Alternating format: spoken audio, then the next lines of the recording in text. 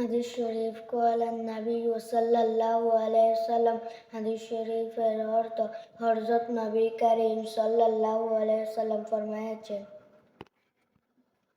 1 নম্বর হাদিস শরীফ খৈরুকুম মান তাআল্লামাল কুরআনা ওয়া আল্লামা। হাদিস শরীফের অর্থ তোমাদের মধ্যে সর্বোত্তম ওই ব্যক্তি যিনি কোরআন শিক্ষা করেন এবং শিক্ষা দেন। 2 নম্বর হাদিস শরীফ আফদালুল ইবাদাতি তিলাওয়াতুল কুরআন। হাদিস শরীফের অর্থ কোরআন মাজিদ তেলাওয়াত সর্বোত্তম ইবাদত। 3 নম্বর হাদিস শরীফ তাআল্লামুল ফারাইদ ওয়াল কুরআন ওয়া আল্লিমুন নাসা ফাইন্নী মাকবুত। হাদিস শরীফের অর্থ তোমরা ফরজ সমূহ কোরআন শিক্ষা করো এবং লোকদিকে শিক্ষা দাও, কেননা আমি চিরকাল থাকিব না। 4 নম্বর হাদিস শরীফ আহলুল কুরআনি হুম আহলুল্লাহি ওয়া খাসাতুহু। হাদিস শরীফের অর্থ আহলে কুরআনগণ আল্লাহ তাআলার পরিবারভুক্ত এবং খাস ব্যক্তি। 5 নম্বর হাদিস শরীফ তলাবুল ইলমি ফারিদাতুন আলা কুল্লি মুসলিম। হাদিস শরীফের অর্থ ইলমে দ্বীন শিক্ষা করা প্রত্যেক মুসলমানের উপর ফরজ। 6 নম্বর হাদিস শরীফ মাজলিসু ফিকহিন খায়রুম মিন ইবাদাতি সিত্তিনা সানা। হাদিস শরীফের অর্থ ইলমে দ্বীন শিক্ষার একটি মজলিস 7 বছরের ইবাদত হইতে উত্তম।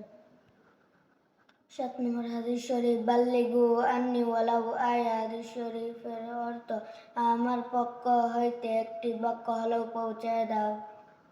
8 নম্বর হাদিস শরীফ ফাকিহু ওয়াহিদুন আশাদ্দু আলা শাইতানি মিন আলফিন আবিদ। হাদিস শরীফের অর্থ একজন আলেম শয়তানের পক্ষে 1000 দরবেশ আবেদের চেয়ে ভয়ঙ্কর। 9 নম্বর হাদিস শরীফ ইন্নামাল আমালু বিন্নিয়াত। হাদিস শরীফের অর্থ আমলের প্রতিদান নিয়তের উপর নির্ভর করে। 10 নম্বর হাদিস শরীফ আকিস দীনাকা ইয়াকফিকাল আমালুল কলিল। হাদিস শরীফের অর্থ তোমার দিনকে কাটি করা অল্প আমলই তোমার নাজাতের জন্য যথেষ্ট হইবে। 11 নম্বর হাদিস শরীফ আল হায়াউ শুবাতুম মিনাল ঈমান। হাদিস শরীফের অর্থ লজ্জা ঈমানের অঙ্গ। 12 নম্বর হাদিস শরীফ আত-তুহুরু শাতরুল ঈমান। হাদিস শরীফের অর্থ পবিত্রতা ঈমানের অর্ধেক। 13 নম্বর হাদিস শরীফ আসসিয়াকু মাতহারাতুল লিল ফামি ওয়া মারদাতুল লির-রাব্বি। হাদিস শরীফের অর্থ মিসওয়াক মুখের জন্য পরিচ্ছন্নতা এবং আল্লাহ তাআলার সন্তুষ্টির মাধ্যম। 14 নম্বর হাদিস শরীফ আল মুয়াজ্জিনুনা তুওয়ালুন নাসি আনাকা ইয়াউমাল কিয়ামা। হাদিস শরীফের অর্থ মুয়াজ্জিনগণ কিয়ামতের দিন উচ্চ মর্তবার অধিকারী হইবেন। 15 নম্বর হাদিস শরীফ মিফতাহুল জান্নাতিস সালাহ।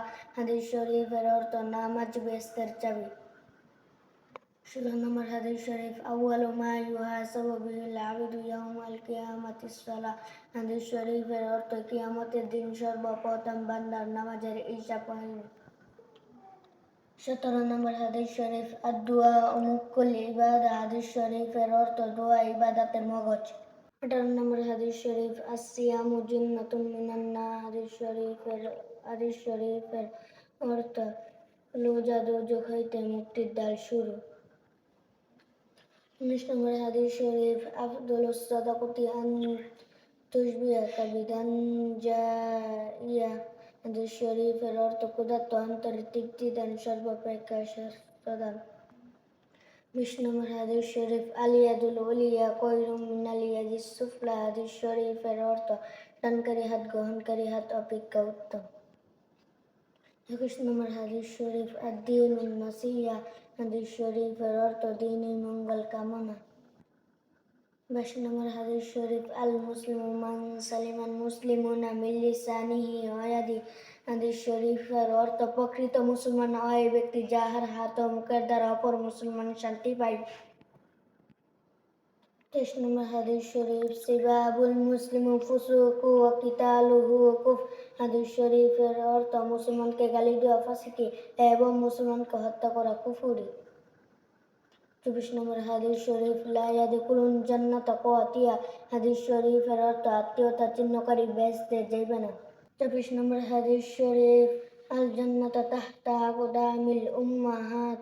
হাদিস শরীফের অর্থ বেহেশত মায়েদের পায়ের নিচে। 27 নম্বর হাদিস শরীফ রিদর রব্বি ফি রিদুল ওয়ালিদি ওয়াসাকতুর রব্বি ফি সাকতুল ওয়ালিদি।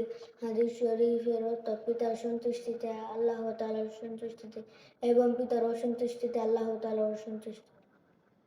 28 নম্বর হাদিস শরীফ আল মারউ মা মান আহাব্বা। হাদিস শরীফের অর্থ যার সাথে যার মহব্বত তার সাথে তার কিয়ামত। 29 নম্বর হাদিস শরীফ আসসালামু ক্বাবলাল কালাম। হাদিস শরীফের অর্থ আগে সালাম পরে কালাম। 30 নম্বর হাদিস শরীফ আল বারি বিসসালাম বারিউম মিনাল কিবরি। হাদিস শরীফের অর্থ আগে সালাম দানকারী অহংকার থেকে মুক্তি পায়। সাদাকাল্লাহু মাওলানাল আযীম।